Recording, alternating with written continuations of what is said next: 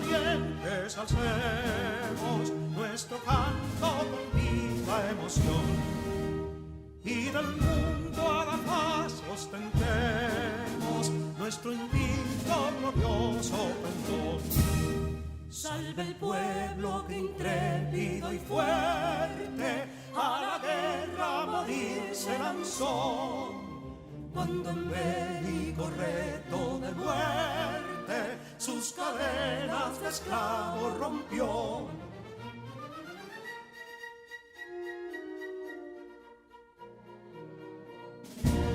Ningún pueblo ser libre merece si es esclavo, indolente y servil. Si en su pecho la llama no crece, que templó el heroísmo viril. Más que estrella la indómita y brava, siempre altiva la frente alzará. Que si fuere mil veces esclava, otras tantas ser libres habrá. Que si dono y ardid la expusieron de un intruso señor al desdén. Las carreras veler campos fueron, que cubiertos de gloria se ven.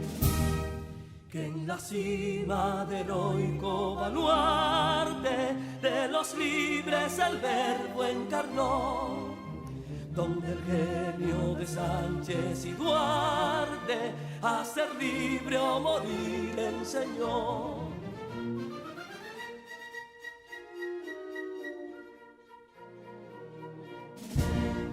Y si pudo inconsulto caudillo de esas glorias el brillo empañar, de la guerra se vio en Capotillo la bandera de fuego ondear.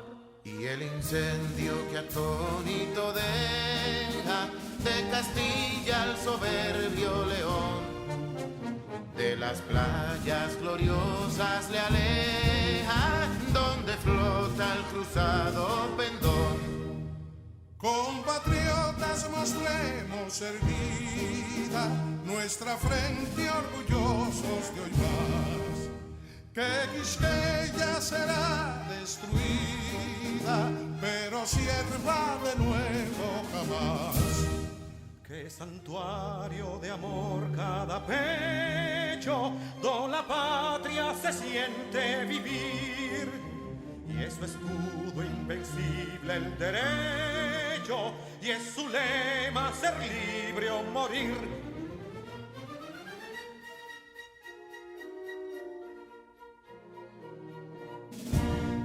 Libertad que aún se yergue serena, la victoria en su carro triunfal, y el clarín de la guerra aún resuena, pregonando su gloria inmortal.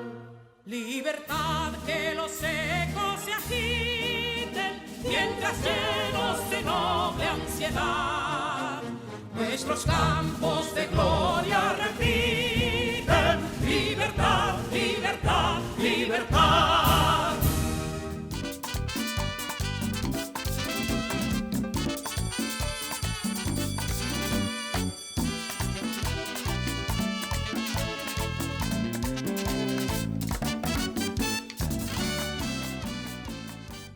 Actitud es el comportamiento habitual que se produce en diferentes circunstancias.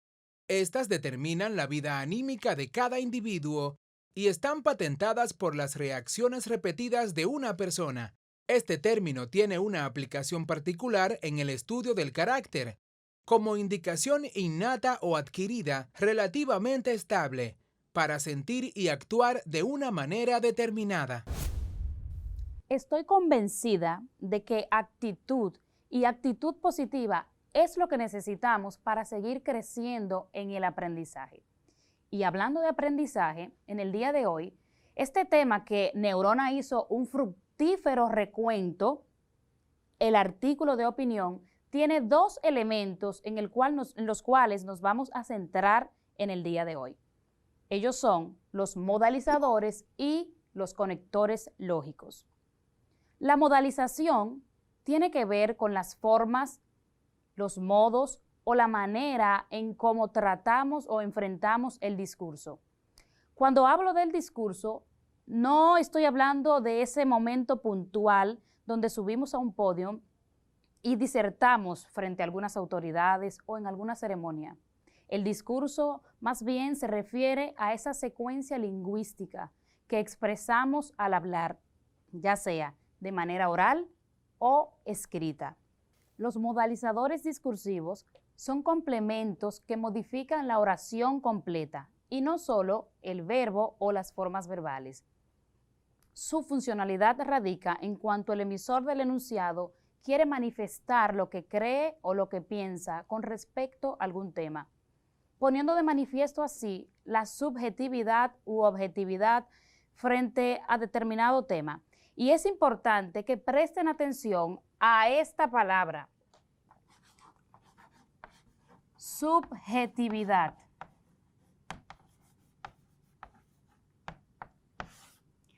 Recuerden que la subjetividad tiene que ver con mostrar tu punto de vista. De hecho, cuando hablamos, estamos mostrando nuestro punto de vista, lo que creemos sobre determinada situación, o podemos mostrar cierta distancia al comunicar alguna información. Y es ahí donde hablamos que se comunican las cosas tal y cual son. Estamos hablando entonces de la objetividad, donde no se admiten opiniones. Pero los modificadores discursivos tienen que ver mucho con la subjetividad. Muy importante. Los modalizadores pueden ser lógicos o pueden ser apreciativos. En esta clase nos vamos a centrar en los modalizadores lógicos. Esos modalizadores lógicos tienen que ver con el grado de certeza, de probabilidad, de negatividad que asume el emisor frente a lo que está planteando. Dijimos entonces que los modalizadores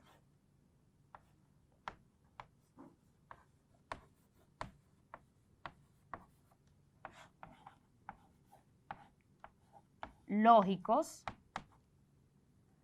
pueden ser de probabilidad,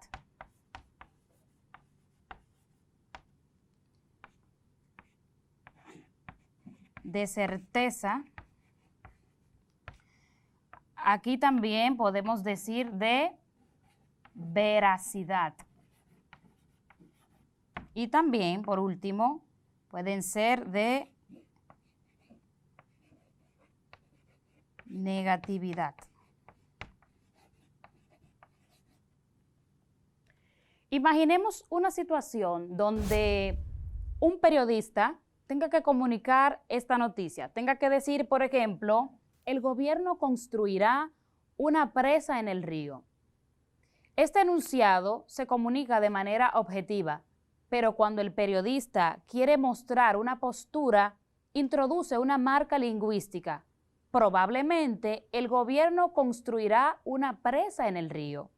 De esa manera, esta palabra probablemente, la cual es un adverbio, denota la incertidumbre del emisor frente a lo que está comunicando y ha tomado una postura de duda de algo que posiblemente suceda como posiblemente no suceda.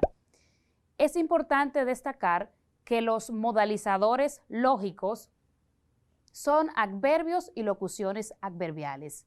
En el grado de probabilidad, adverbios como a lo mejor, probablemente, quizás, tal vez, son muy utilizados en un artículo de opinión.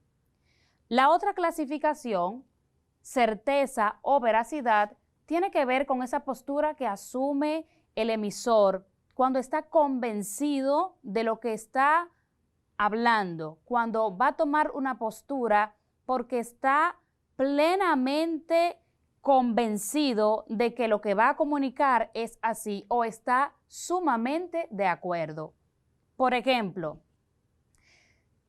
la oración.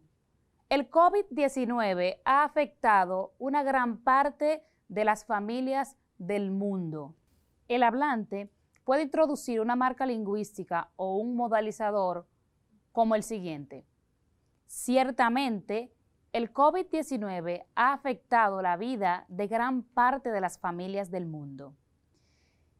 Dentro de esa clasificación, adverbios como obviamente, evidentemente, indudablemente, también, asimismo, y locuciones adverbiales como desde luego, en efecto, en realidad, ni más ni menos, sin lugar a dudas. La última clasificación, los de negatividad o los que muestran este grado, todo lo contrario a lo que hemos expuesto hasta ahora. Este se va a anteponer o a contraponer a la certeza o veracidad. Estas marcas lingüísticas dejan ver claro cuál es la postura del emisor frente a ese enunciado que él está comunicando. Negatividad utiliza adverbios como nunca, jamás, no, ni por asomo. Exponer es presentar, exhibir o manifestar una información o cosa para que sea apreciado en público a la vista de todos. También podría decir que es aplicar el sentido genuino de una palabra, texto o doctrina, que puede tener varios o es difícil de entender. En este día vamos a conocer sobre el texto expositivo, a raíz de la palabra clave exponer. Vamos a ver qué es el texto expositivo, cuál es su función, cuáles son sus características y cómo se organizan los textos expositivos. Pero antes voy a conocer, ¿qué sabes tú, Neurona, de los textos expositivos? ¿Qué has oído? Que sirve para exponer ideas o conceptos. Muy bien. Buen punto y hay que tenerlo en cuenta desde ya. Sirven para exponer ideas o conceptos. Quiero ahora invitarlos a que leamos un texto expositivo. Vamos a ver. La contaminación ambiental es la presencia de cualquier residuo que causa un perjuicio no solo al medio donde vivimos, sino también a los seres que lo habitan. Esto quiere decir que la contaminación ambiental se da por diferentes factores, causando un gran daño al medio y a la humanidad. Entre las principales causas de la contaminación ambiental tenemos grado y tipo de desarrollo de la sociedad. Se ha establecido como dogma de comportamiento el crecimiento y consumo ilimitado de bienes, aceptando la premisa de que un grado de desarrollo elevado es sinónimo de alto consumo. Concentraciones urbanas e industriales. La forma de vida implica la concentración y por tanto las actividades propias de esta. El fenómeno del crecimiento urbano es un hecho innegable, lo que ha generado un incremento de los problemas ambientales. Entre las principales consecuencias tenemos cambio climático. La contaminación que realizan los hombres ocasiona que la capa de ozono cada vez adelgace y se contamine, ocasionando los cambios de clima que hoy en día se dan, además de traer también como consecuencia el efecto invernadero. Deterioro del suelo. Este se da debido a las acciones que realizan los humanos, como por ejemplo la deforestación, la desertización, erosión, etc., lo cual tiene que llevar a la reflexión si esto es correcto o no. En conclusión, se puede afirmar que aún en el siglo XXI se da la contaminación ambiental, lo cual ocasiona graves consecuencias y todo por causa del hombre que no cuida su hogar. Es momento de reflexionar. ¿Se estará haciendo lo correcto para poder cambiar este gran daño?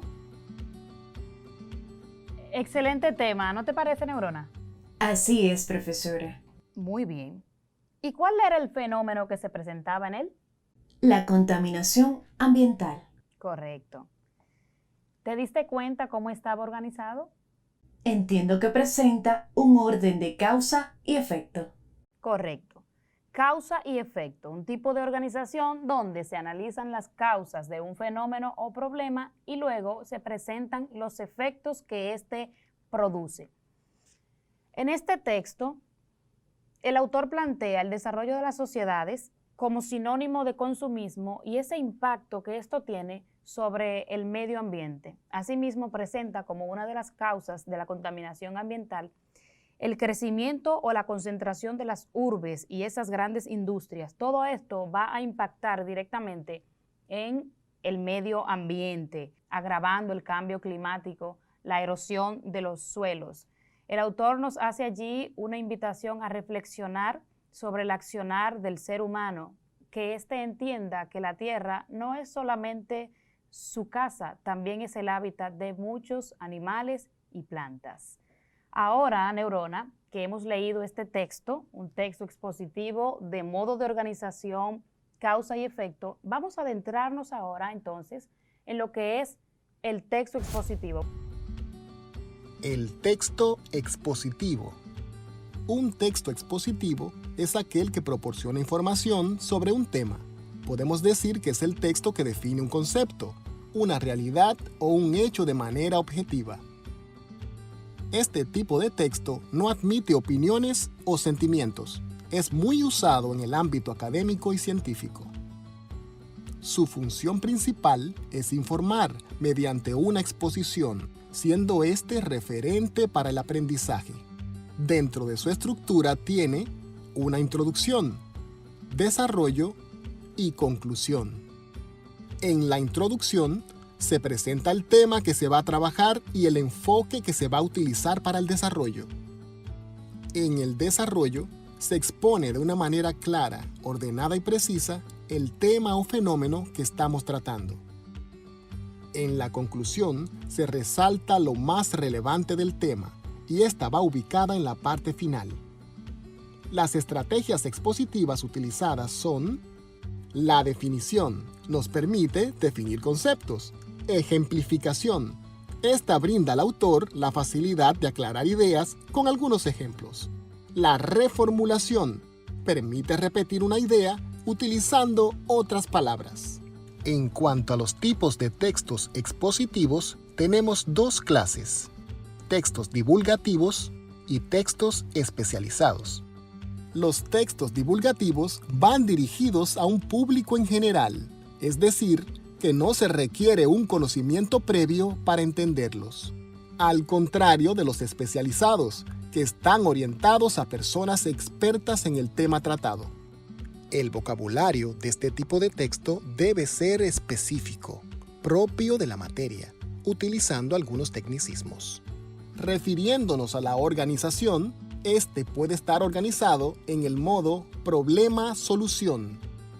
En este tipo de organización se desarrollan diversas formas para resolver un problema. También puede estar organizado causa-efecto. En este modo se presentan las causas que originan un problema y luego se analizan los efectos que producen ese fenómeno. El siguiente modo de organización es pregunta-respuesta.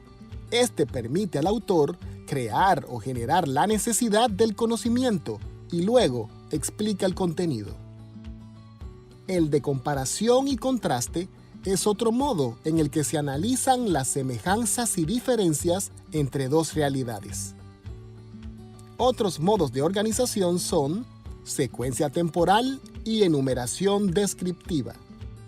Ahora vamos a ver este esquema. Tres características importantes de este tipo de texto son: número 1. La redacción debe estar en tercera persona del plural y singular. Recordemos que la tercera persona del singular es él, ella, y las del plural, ellos, ellas. Número 2. Este debe ser objetivo, lejos de las opiniones y sentimientos del autor. Número 3. El lenguaje debe ser claro y preciso. Energía. Es la capacidad de los cuerpos para realizar un trabajo y producir cambios en ellos mismos o en otros cuerpos, También este se refiere a la capacidad inherente que tienen los cuerpos para realizar un trabajo, movimiento o cambio que conlleva a la transformación de algo. Así es, la energía es importante para nuestro cuerpo. ¿Sabían por qué el cuerpo humano necesita energía? Pues porque la utilizamos para caminar, para correr, para movernos, para respirar, incluso para crecer y para madurar nuestros tejidos, hasta para la producción de la leche materna, porque la energía es el combustible que nos ayuda a vivir y a ser productivos. Todos los procesos celulares de nuestro organismo requieren energía para llevarse a cabo. Neurona, ¿podrías decirnos de dónde obtenemos la energía que necesitamos nosotros los humanos? De los alimentos. Así es. Las necesidades de energía están satisfechas cuando el consumo de alimentos es adecuado. ¿Para qué? Para mantener un buen desarrollo de nuestro cuerpo y una actividad física que permita mantenernos saludables. Para poder tener energía, debemos consumir alimentos que sean saludables, balanceados y variados, porque estos nos darán los nutrientes que necesitamos para así poder satisfacer las necesidades de nuestro organismo. Los nutrientes los podemos encontrar en los alimentos de nuestra dieta y estos tienen funciones específicas dependiendo del grupo al cual pertenezcan. Entonces, para el día de hoy aprenderemos la importancia de una alimentación saludable, también conoceremos el concepto y la importancia del ATP o adenosín trifosfato y asociaremos las calorías con los alimentos para así poder aprovecharlos en nuestra vida cotidiana. Conozcamos entonces algunos grupos de alimentos. Primero tenemos los carbohidratos, que estos son la mejor fuente de energía que nos permiten un crecimiento adecuado y nos permiten también realizar actividades físicas y mentales. Ejemplos de alimentos ricos en carbohidratos son el brócoli, la banana, que también es conocida como guineo, y los cereales blancos, como el arroz y las pastas. Alimentos ricos en fibra son un grupo de alimentos que nos ayudan a combatir el estreñimiento y las enfermedades intestinales. Son muy importantes. En ellos podemos mencionar el trigo y el apio. También hay alimentos ricos en grasa, los cuales nos llenan de energía y forman debajo de nuestra piel una capa para conservar el calor.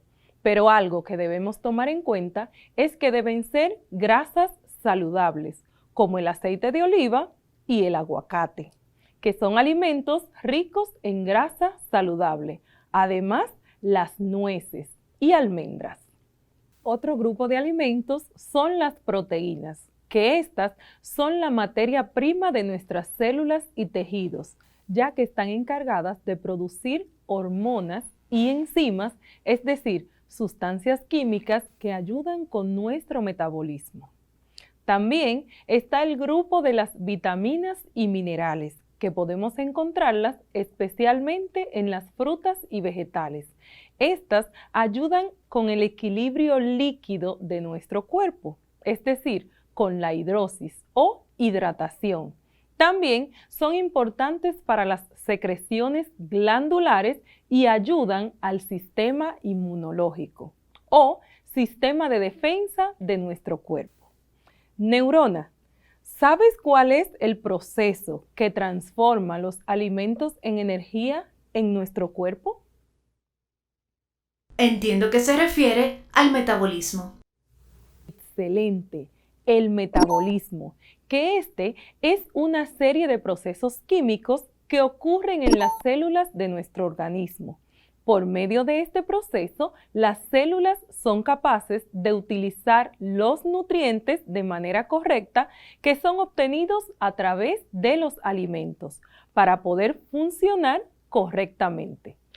Esta se da en las mitocondrias de las células. Ahí es donde ocurre el metabolismo. Ahora bien, es a través de una sustancia que se llama ATP o adenosín trifosfato.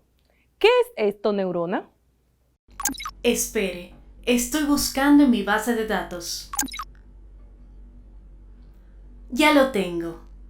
Es una molécula de alta capacidad que almacena la energía que se necesita para realizar casi todas las actividades diarias que se realizan. Esta está presente en el citoplasma y en el nucleoplasma de cada célula, esencialmente en todos los mecanismos fisiológicos que requieren energía para su ejecución. En este caso, lo obtienen directamente desde el ATP almacenado. Asimismo, neurona. Es decir, que el ATP o adenosín trifosfato es como una moneda energética. Esto es, que es la fuente principal de energía de nuestro organismo. Y los alimentos que más producen ATP son los carbohidratos, los lípidos y las proteínas. Si te fijas, son la base fundamental de nuestra pirámide alimenticia. Por eso podemos observar que en la base de nuestra pirámide, en la parte más amplia, tenemos los carbohidratos, los cuales deben ser consumidos en nuestra dieta y deben ocupar el 40% de nuestra dieta. Luego, en el número 2, tenemos las frutas y los vegetales, que deben aportar el 30% de nuestra dieta, ya que estos nos ayudan a poder fortalecer nuestro sistema inmunológico. En el número 3 tenemos las proteínas, que ocupan el 20% de nuestra dieta, porque estas las podemos encontrar en los animales y son una fuente de energía que también debemos consumir. Y por último, tenemos los alimentos grasos en el número 4. Estos solamente deben formar el 10% de nuestra dieta, ya que son necesarios, pero debemos consumirlo con mucha precaución. Radiación es la energía que viaja en forma de ondas electromagnéticas o partículas de alta velocidad. Las radiaciones pueden ocurrir naturalmente o ser creadas por los seres humanos. Por esta razón, las radiaciones pueden ser de dos tipos. Radiación no ionizante. Incluye ondas de radio, teléfonos, celulares, microondas, radiación infrarroja y luz visible. Radiación ionizante. Incluye radiación ultravioleta, radón, rayos X y rayos gamma. Así es. Diariamente nuestro cuerpo se ve sometido a diferentes radiaciones, las cuales pueden ser de origen natural o de origen artificial. Las radiaciones de origen natural, por ejemplo, pueden ser las radiaciones solares que recibimos a través del sol. Y las radiaciones artificiales, un ejemplo de estas, son las radiografías realizadas por el personal de salud para conocer nuestro interior. Estas comúnmente son llamadas placas y a través de ellas podemos ver nuestros órganos internos o algún hueso que tenga alguna fractura. Otros productos que también nosotros consumimos en nuestro diario vivir pueden tener radiaciones o pueden ser fuentes radiactivas, como por ejemplo las lámparas fluorescentes, las carátulas de los relojes, los microondas, las fotocopiadoras. A través de todos estos equipos nosotros podemos recibir radiaciones. Pero el día de hoy nos vamos a enfocar específicamente en las radiaciones solares. Conozcamos un poco de historia. La radiactividad fue descubierta por primera vez en el año 1896 por el científico Antoine Becquerel al realizar investigaciones sobre la fluorescencia del uranio y del potasio. Este científico descubrió que el uranio emitía de forma espontánea una radiación misteriosa. Y con esto, entonces se descubrió que otros elementos químicos podían emitir radiaciones. Por ejemplo, Pierre y Marie Curie, una pareja de esposos científicos, descubrió el radio y el polonio, que son dos elementos químicos que también emiten radiaciones. Esto ocurrió en el año 1898 y de ahí ellos fueron los primeros que acuñaron el concepto de radiactividad. En la clase de hoy vamos a ver las radiaciones ultravioleta o radiaciones solares. La energía solar es la energía emitida por el Sol que se propaga en todas las direcciones a través del espacio mediante ondas electromagnéticas y que se genera en las reacciones de hidrógeno en el núcleo del Sol. Esto ocurre por una reacción que se llama fusión nuclear y luego es emitida a toda la superficie solar que es conocida como fotosfera. Esa energía es el motor que determina la dinámica de los procesos atmosféricos y del clima. El Sol está constituido en un 85% por hidrógeno, un 18% por helio y el 1% restante corresponde a otros elementos químicos. En el núcleo solar, a millones de grados Celsius, se producen continuamente reacciones termonucleares que transforman ese hidrógeno en helio y de ahí se desprende una inmensa cantidad de energía hacia toda la superficie solar o fotosfera. Te invito a que realices el siguiente experimento para comprobar así la importancia de la energía solar para las plantas. Lo que necesitarás para este son dos plantas iguales. Una de estas la vas a colocar en un lugar donde esté expuesta a la energía solar. Y la otra planta la colocarás en un lugar oscuro donde no tenga acceso a la energía solar o que tenga muy poco acceso a la misma. Al cabo de una semana observarás que la planta que estaba expuesta a la energía solar se ha desarrollado y ha crecido de una manera distinta, porque ésta, a raíz de que ha recibido energía solar durante todos los días, ha podido llevar a cabo el proceso de crecimiento y desarrollo de manera más adecuada, mientras que la planta que no estuvo expuesta a la energía solar ha carecido de los nutrientes necesarios para su desarrollo. Podrás anotar las observaciones en ambas plantas, pero recuerda también que es importante que riegues esas plantas con agua todos los días para que así obtengan también los nutrientes a través del agua. Hemos llegado al final de nuestra clase del día de hoy. Recordando que puedes visitar el enlace que aparece en tu pantalla para volver a observar la clase de hoy.